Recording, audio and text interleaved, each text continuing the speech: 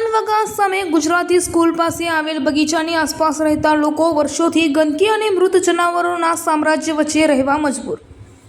ઉમરેઠ નગરપાલિકામાં વારંવાર કરી છે રજૂઆતો, પણ આજ દિન સુધી કોઈ સમાધાન આવ્યું નથી. લોકો હવે નગરપાલિકા સામે ઉપવાસ પર બેસવા મજબૂર. આણંદ જિલ્લાના ઉમરેઠ ગામમાં ભગવાન વગા સામે નગરપાલિકા હસ્તકની એક જમીન આવેલી છે. આ જમીનને કહેવામાં તો બગીચો આવે છે, પણ છેલ્લા 5 થી 6 વર્ષથી આ જમીનમાં આજુબાજુનો કચરો ઠાલવવામાં આવી રહ્યો છે. ગામમાં કોઈ પણ પશુનું મૃત્યુ થાય તો તેનું શરીર અહીં નાખી જવાય છે અને કૂતરાઓ તેના શરીરના ચીથડા ઉડાવે છે. આજુબાજુની ખાણીપીણીની લારીઓવાળા પણ રાત પડે ત્યારે આ જગ્યામાં ખરાબ કચરો રોજ ઠાલવી જતા હોય છે. વર્ષોથી ગંદકીથી ખદબદતી આ જગ્યામાંથી એટલી બધી દુર્ગંધ આવે છે અને એટલા બધા જીવજંતુઓ થઈ ગયા છે કે કાછિયાવાડ કાછિયાપોળ ભગવાન વગાના રહીશોનું જીવવું મુશ્કેલ થઈ ગયું છે. લોકો પોતાના મકાનની બારીઓ સુધી ખોલી શકતા નથી અને સગર્ભા સ્ત્રીઓને રહેવાની જગ્યા બદલવી પડી રહી છે. ઉપરાંત આ જગ્યામાંથી મોટા મોટા કોર ઉંદર આજુબાજુના મકાનોમાં પેસી જાય છે અને મકાનની દિવાલો કોતરીને ખોખલી કરી દે છે. આ રહીશોએ વારંવાર ઉમરેઠ નગરપાલિકામાં આ અંગે રજૂઆતો કરી છે, પણ આજ દિન સુધી આનો કોઈ જ નિકાલ આવ્યો નથી.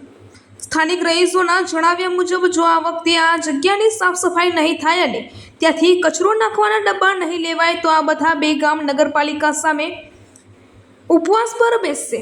હા બેન, આપનો પરિચય જણાવો, ક્યાં રહો છો અને શું તકલીફ છે તમે જણાવો, કેટલા વર્ષથી આ તકલીફ છે જણાવો. હું પટેલ વર્ષા હેમેન્દ્રભાઈ કાછિયાપોળમાં રહું છું અને જે બાગમાં જે કચરો નાખે છે એના નજીક જ બીજા નંબરનું મારું ઘર આવ્યું છે.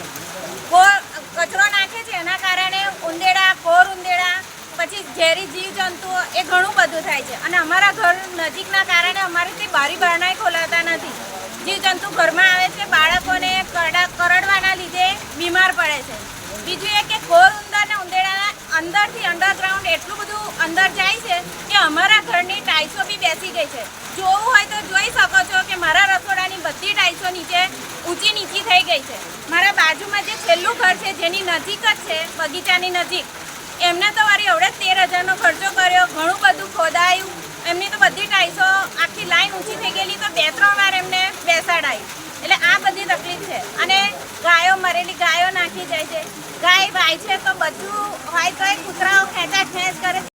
હું ધીરેશભાઈ કાછિયા, વર્ષોથી અમે નગરપાલિકામાં કાછિયાપોળની પાછળ થતા કચરા બાબતે અમે વારંવાર રજૂઆત કરીને થાક્યા છે, કંટાળ્યા છીએ.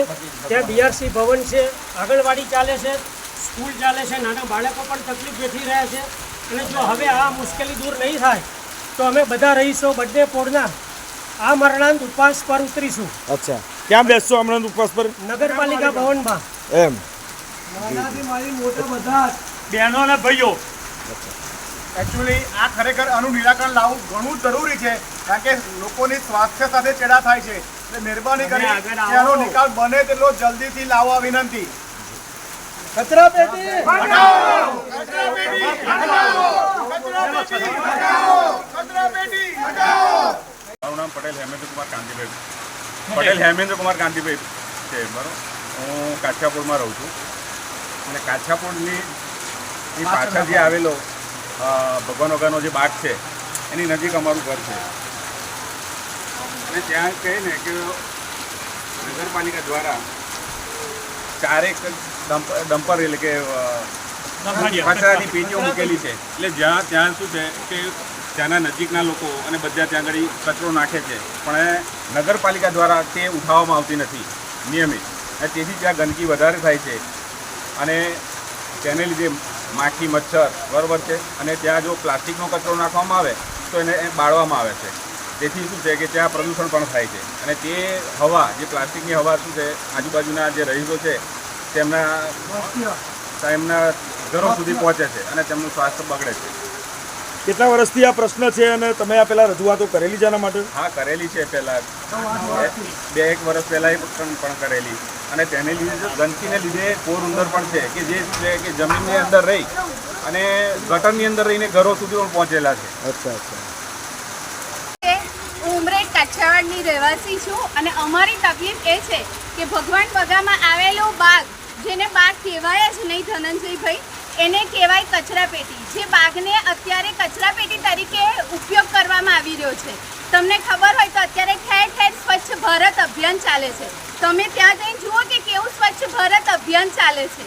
ત્યાં એટલી ગંદકી છે, બાકનો નામો નિશાન નથી, એટલો બધો કચરો નાખવામાં આવે છે. ત્યાંના રહેવાસીઓ એ કચરાથી એટલા કંટાળી ગયા છે, તેની દુર્ગંધ સાથે ને સાથે મરેલા કૂતરા, ગાય બધું ત્યાં નાખે. હવે તમે ગાયોના ગૌરક્ષક ક્યાં બનો છો?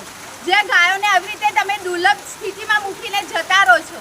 એના શરીરને ચૂંટવામાં આવે છે, કેટલા કીડા નીકળે છે. એ કીડા આજુબાજુના રહેવાસીઓને કેટલું નુકસાન કરે એની તમને ખબર છે ખરી? એ મરેલા પ્રાણીઓમાંથી એટલી વાસ આવે છે, એટલા કીડા હોય છે, જેનાથી આજુબાજુ રહેતા બાળકો અત્યારે બીમાર થાય છે. શું એ જગ્યા કચરાપેટીની છે? એનો જવાબ આપો. કચરાપેટી માટે જગ્યા અલગ એલાઉડ નથી કરેલી, તો તમે ત્યાં શા માટે ઉપયોગ નથી કરતા ને આને કચરાપેટી બનાવી દીધી છે? આમાં હર રોજ એક દિવસ નહીં, હર રોજ નગરપાલિકાનો કચરો ઠલવાવામાં આવે છે, જેને ઉપાડવામાં આવતો નથી. રોજે રોજ કચરો, અને ત્યાં કાયમ કમ્પ્લેન કરવામાં આવે છે કે અમે અહીંયા રહીએ છીએ, તમે અહીંયા કચરો ના નાખો, તો એમના માટે સાંભળવામાં આવતું નથી. નામ પરમિતાબેન પટેલ છે. હું કાઠિયાપોળમાં રહું છું. મારું ખૂણામાં બાગ નજીક જ ઘર આવેલું છે, અને બાગમાં બહુ જ કચરો નાખે છે, અને બધું મચ્છર ને બધાનો રોગ બહુ છે. ઉંદર મોટા ખોર અમારું ઘર કોતરી નાખે છે. 2 વખત અમે ઘરના સામુકાર મારે 13,000નો ખર્ચો થયો તમારા ઘર રિપેરિંગમાં? આ ઘર રિપેરિંગમાં. અને દર વર્ષે ચૂંટણીનું પાણી મારા ઘરમાં છે ને પાર પડે છે બાગમાં. એ મારી ટાઈલ્સો બધી બેસી ગઈ હતી, અને પાછળ બાગમાં બકરો બધું નાખે છે ને એ બધું મારા ઘરે કમળીઓ ખેંચી લાવે છે. એવા મારે વારવા જવું પછી નવું પડે છે. અને બહુ જ કચરો, ગંદકી, બધું ગાયો બધું નાખે છે મરેલી, અને બહુ જ કચરો ઠાલવે છે. બેન, કેટલા વર્ષથી આ તકલીફ છે તમે સહન કરતા હશો? વધારે તો 6-7 વર્ષથી વધારે આ પેલી પેટીઓ મૂકી ત્યારથી વધારે ગંદકી જાય છે. અચ્છા, વચ્ચે નગરપાલિકામાં મેમ્બરમાન બધામાં રજૂઆતો કરેલી આપે? બધે કઈ થાક્યા છે. આગળ મુદડીનું અમારે રજૂઆત કરી, પણ એનો જ કોઈ નિકાલ આવ્યો નથી.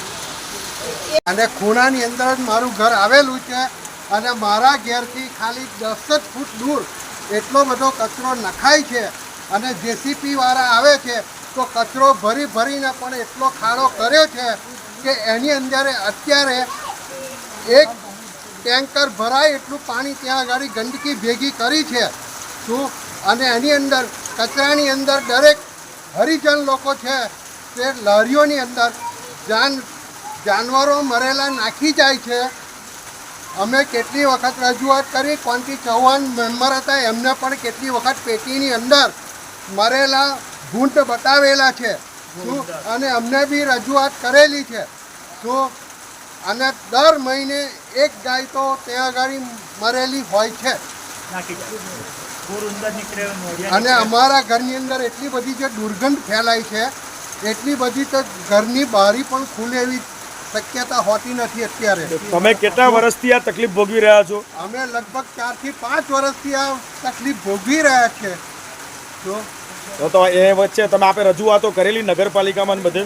રજૂઆત તો કેટલી વખત કરેલી, અમારા મેમ્બરોને કેટલી વખત વાત કરી, અમે અંકેશભાઈને વાત કરી. અંકેશભાઈએ અમારું 10 થી 15. નટપુર ન્યૂઝ સખત અને સતત આપની સેવામાં. અમારા ફેસબુક પેજ, ઇન્સ્ટાગ્રામ, યુટ્યુબ ચેનલને સબસ્ક્રાઇબ કરો અને ફોલો કરો.